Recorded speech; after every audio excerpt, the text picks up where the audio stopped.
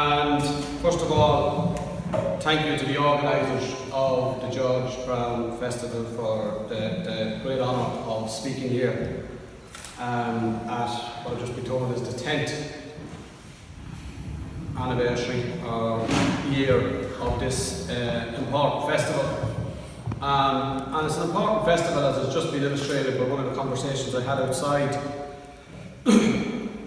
because through the actions of those who fought in the Connolly Column and in the 15th International, there is a wealth of experience and learning and inspiration to be taken and to be drawn upon by current generations and those of us who live and have hopes for Ireland in 2017 and indeed for the generations yet to come. A wealth of experience. And as I listened to Tom Hogan, I couldn't help but reflect how those, I don't know if the phrase is lucky enough to return from fighting fascism in Spain, and we know George Brown wasn't, the Ireland that they came back to. Because for those it would seem that the Ireland they came back to was a most inhospitable place indeed, particularly for those who continued a life of struggle for the egalitarian republican principles in which they believed. And of course, we know that they were fighting fascism, a term used all too readily, including, I must admit, once or twice by myself, in an almost casual way, as if it's a kind of catch-all for those of us who believe in a more egalitarian and left republic, for all that we oppose. The characteristics of fascism need to be remembered and need to be understood. There are many, but I think it's relatively uncontroversial to say that authoritarianism, an authoritarian form of nationalism, an intolerance of other views, and forced suppression of opposition are among its key tenets. Excuse me. I don't want to stretch things too much in disrespect for those who fought fascism in Spain and elsewhere, Italy, Germany, across the continent and beyond. But in a very, very small way, in Ireland this week, we have seen an attempted forced suppression of opposition that thankfully failed. We've seen the effort by the state to intimidate people, ordinary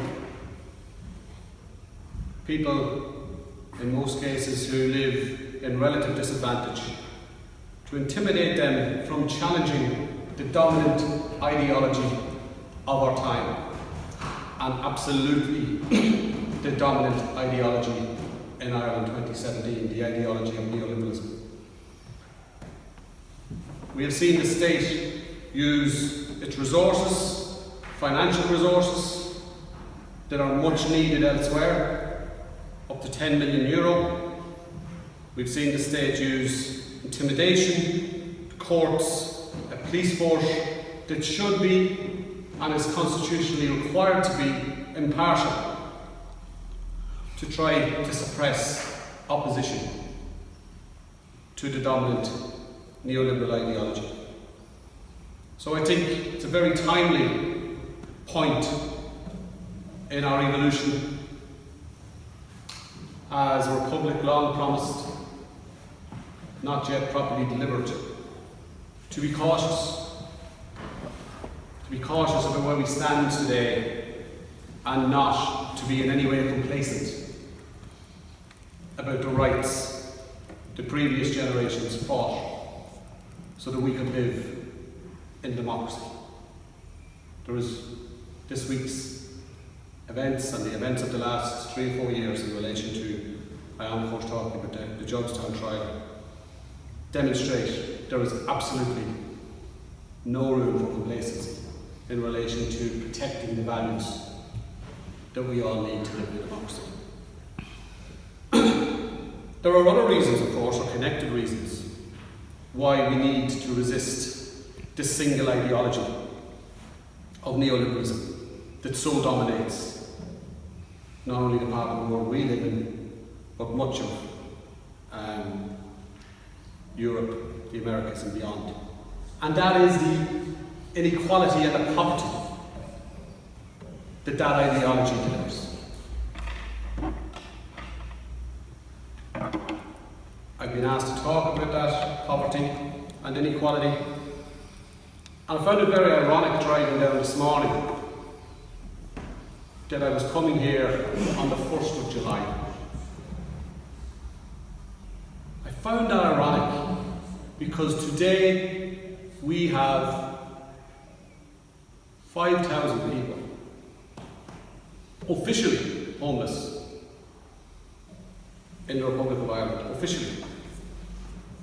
Many more in what I call hidden homelessness, forced onto the help and support of family or friends, or unable to leave home because of their inability to get another home, unable to leave their parents, or in some very sad cases, living in relationships which have ended and unable to separate, and couples and families forced to remain together post-separation in very difficult circumstances because there are no homes for them. And we have families living in hotels. And it's interesting that it's the 1st of July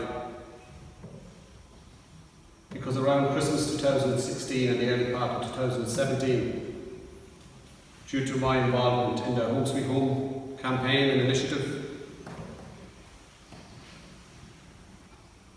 the then Minister for Housing, Simon Coveney, made private and public promises that by the 1st of July there would be no families living in hotel and hostel accommodation in Dublin City. It was the policy, public and private promises were made, and the numbers living in that type of accommodation have gone up since then. So, in my head, from the very start of the year, today was a measuring point. And it's a measuring point in which we have yet again gone backwards. In terms of housing and homelessness, this state is more unequal and the emergency is even greater than it was when those promises were made. And it's not just about homelessness. We have 36% of children in this republic who experience multiple deprivation.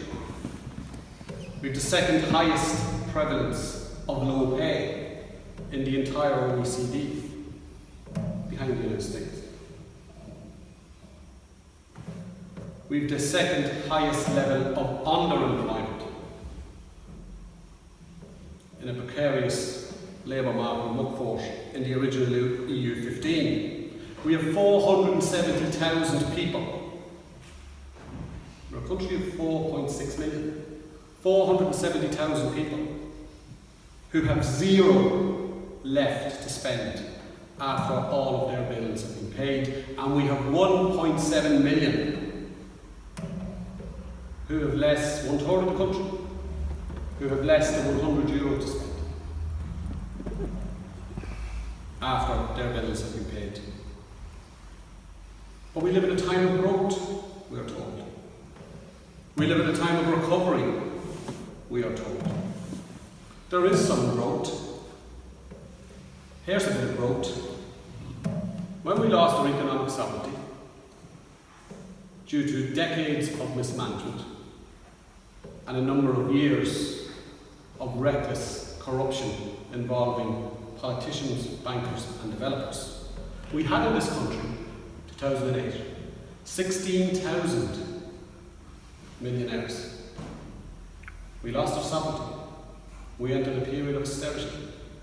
Those debts, that recklessness, was forced onto the population of the state. a country with less than 1% of the population of the European Union, was forced to take 41% of the European Union's banking debt. The workplace was savaged. 300,000 people left this country. People lost homes. People had huge personal debt burdens. And we all know the country was gripped by a suicide epidemic of people who just couldn't cope anymore. But in 2008, when all that began, we had 16,000 millionaires. We had come from Dundalk, that happens regular enough. We had 16,000 millionaires in Ireland. By the time the worst years of austerity were over, 6 years later in 2004, we had 91,000 millionaires in Ireland.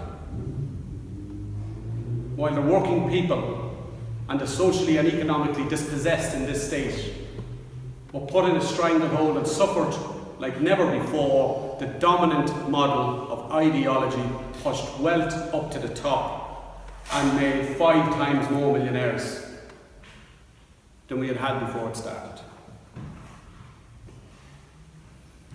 So inequality and poverty is rampant. And what's to be done about it? How are we to fix it? What are the stepping stones? What are the opportunities? Where are we now? It should be acknowledged, and I do acknowledge, we should all acknowledge, that there are wonderful people in this country who, through their personal efforts, bringing their skills to bear, fundraising, working as volunteers and sometimes professionals through the charity sector, dedicate most of their lives, or a lot of their lives, to helping the effects of that poverty and inequality. But I say with the greatest of respect, the charity sector cannot resolve these issues. It just cannot. The charity sector is there to alleviate the worst excesses of an inequality and poverty that we need to fundamentally address. A sector which is regulated in such a way that it relies on the patronage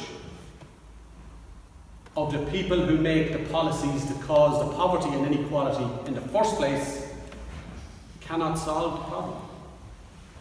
They can only alleviate the worst excesses of the problem. Something more fundamental needs to happen. So what might that be? Where have we failed in the past? Where might we succeed in the future? I want to try to be hopeful. I want to try to be optimistic, because I do think we live in historic times.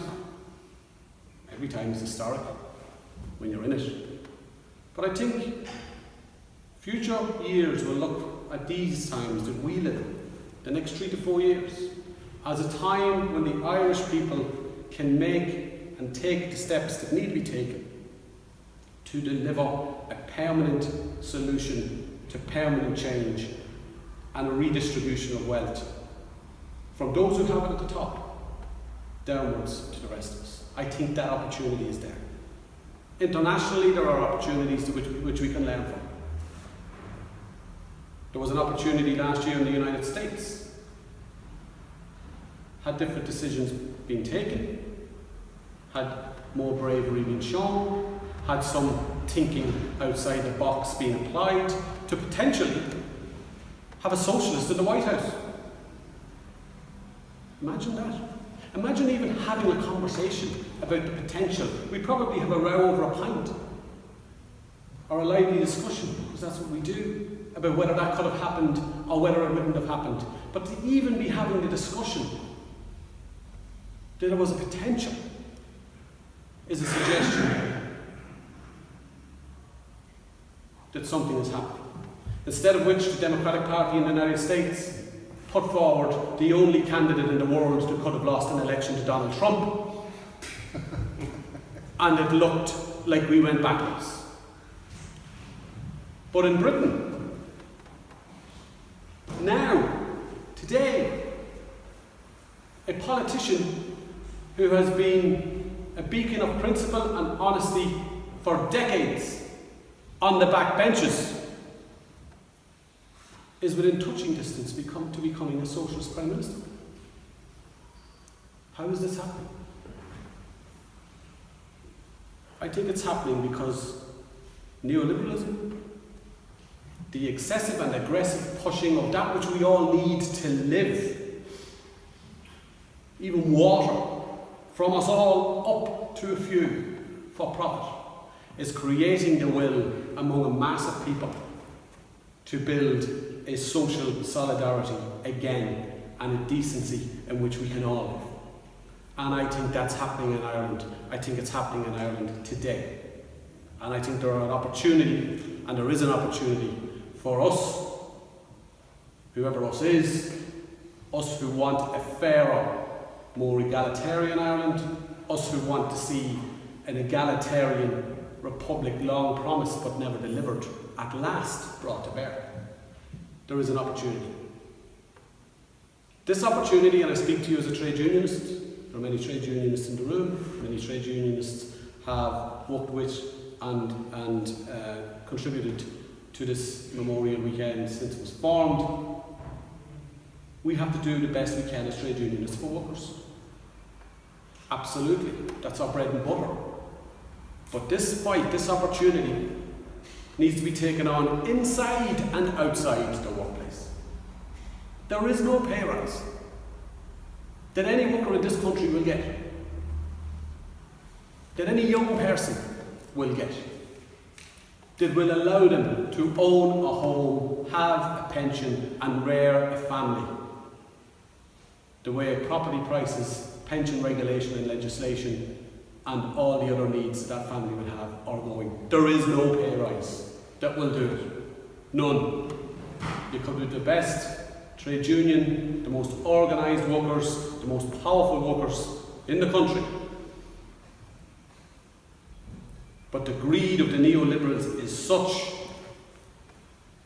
that even when we have successes, it's only tipping at the edge of addressing inequality. So the trade union movement, the labour movement, us workers need to think of solutions inside and outside the workplace. In terms of inside the workplace, it is abundantly clear now,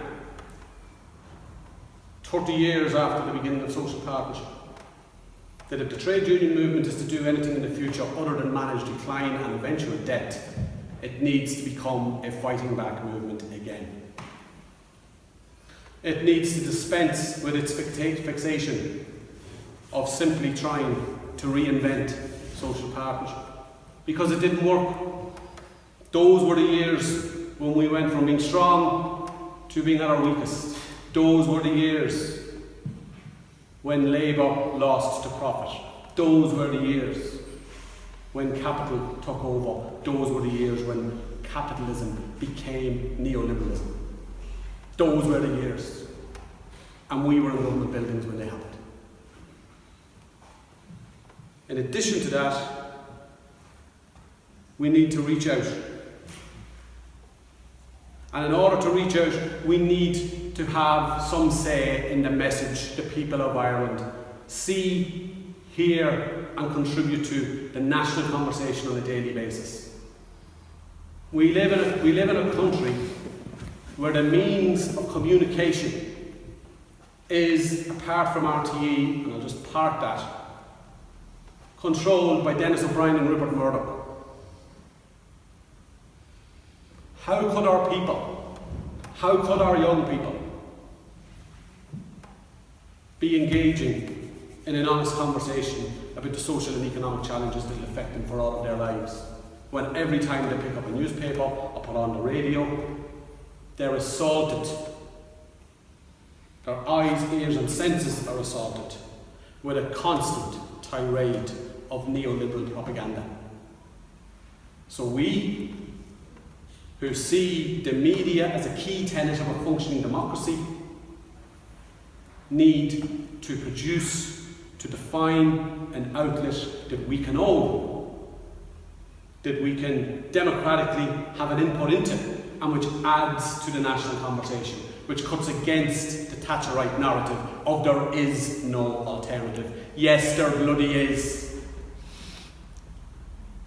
And our people need to believe it, they need to hear it, they need to see it, and they need to read it.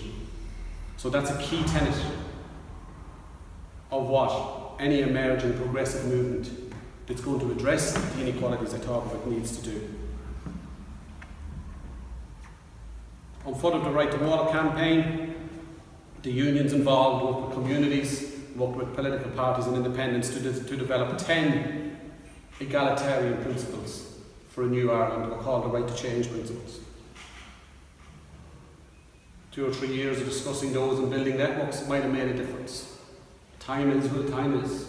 Things happen when things happen.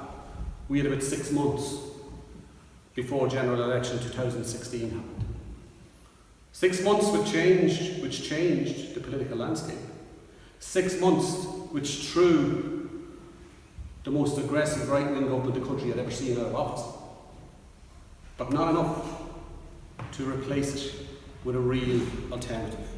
So, on the 9th of September, in Dublin, those trade unions are calling a Congress for a New Ireland. Everybody, and you can visit it, you can register through righttochange.ie, everybody is welcome. Everybody who wants a better future and who subscribes to those very broad principles. They would have been middle of the road in the 1980s. They're only described as left now because, as I've just said, the media is controlled by those who want to tell you that's what it is. But a Congress for a New Ireland is intended to build a broad, permanent, structured, progressive movement. And I picked those words carefully. Broad as opposed to narrow, as opposed to sectarian. Progressive as opposed to unequal and regressive. Permanent as opposed to just a campaign, even a good one, or something for the next election. And it needs to be built around campaigns. A campaign on housing, a campaign on healthcare, where if you've got cancer, or if your child has spinal curvature that can be fixed by a routine procedure, you get the treatment you get where it's available based on need and not what's in your bank account. What country do we live in where people die and suffer from ailments readily available to their neighbours just because they have less money than them? What sort of republic is that? So we need to change this. It needs to be policy based. Already, in the last couple of days, we see the media reacting to Jobstown by putting politicians in positions about, well, will you join with this one? Will you join with that one? And already we find ourselves, or some of us find ourselves in a situation where we're challenging each other, putting boundaries to unity, building walls between us.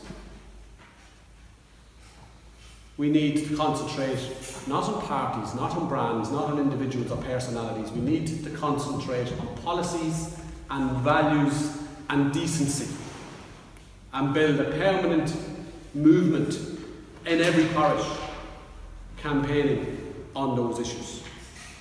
If we can do it on one issue, the water charges issue, if we can kick two governments, not one but two governments, around on one issue, just by concentrating on what we have in common, then we can do it on healthcare, we can do it on housing, we can do it on our national assets, we can do it on debt relief. And we're going to do it. And we want everybody here, and all of your friends, and all of your family, and all of your comrades to join us and bring the vast wealth of experience and learning that we can take from previous generations, including those who fought with the Conwy Column, to bear and help us and guide us and show us the way. We live in a coalition era.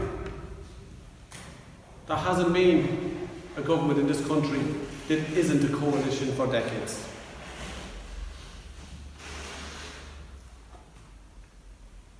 And in a coalition, what happens is people don't run for election, they solely focus on getting elected, they don't really focus. It's not a criticism of them, it's just the way the system is set up. They don't really focus on the values and on the principles that are happening every day.